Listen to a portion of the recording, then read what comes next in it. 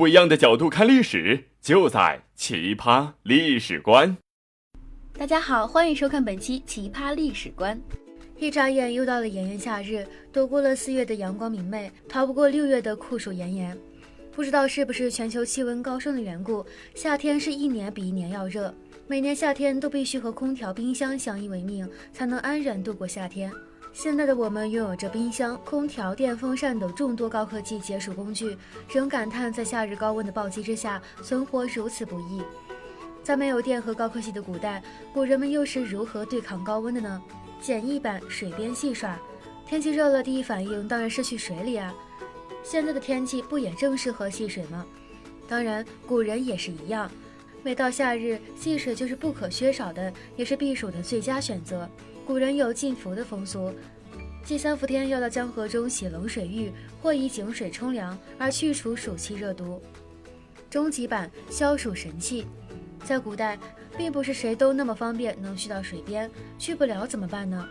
炎热的夏日，除了戏水，当然冰镇的食品也是避暑的上佳选择。古人的智慧是让你想象不到的。早在春秋战国时期，古人就发明了冰箱，不过那个时候还叫冰鉴。这个器皿分为内外2层，内层放蔬果，以达到冰镇的目的，就是一个早期的简易小冰箱。而且冰块融化的冷气也不会浪费，通过外壳上的孔散在室内，达到降温的效果，成了空调冰箱一体机。高级版房屋的制冷装置，虽然古人没有空调，但是他们还是发挥了自己的聪明才智，直接把房屋设计成了一个天然空调。当然，就是通过改变建筑结构，利用自然条件才达到这一目的。深井冰，这是引入了一种中央空调系统。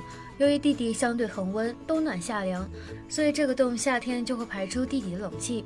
据说这个方法在曹操筑邺城时就已经广泛应用了。没错，这就是传说中的深井冰。古时候住宅的房间地上会有一个大洞，里面就是深井冰，冬天储存起来，夏天就派上用场了。大招心静自然凉，古人尤其是文人，自己练就了一种超脱境界，文人骚客可以身处乱世而安然，当然也就能在炎炎夏日找到一片清凉，内心的清凉。其实说白了就是调整心态，修身养性，最后才能心静自然凉。佩服古人智慧的同时，不得不佩服这样的超脱境界和心态。本期的节目就到这里，感谢您的收看。如果你喜欢我们的节目，请关注、评论、收藏、转发，我们会更加努力提供优质历史短视频。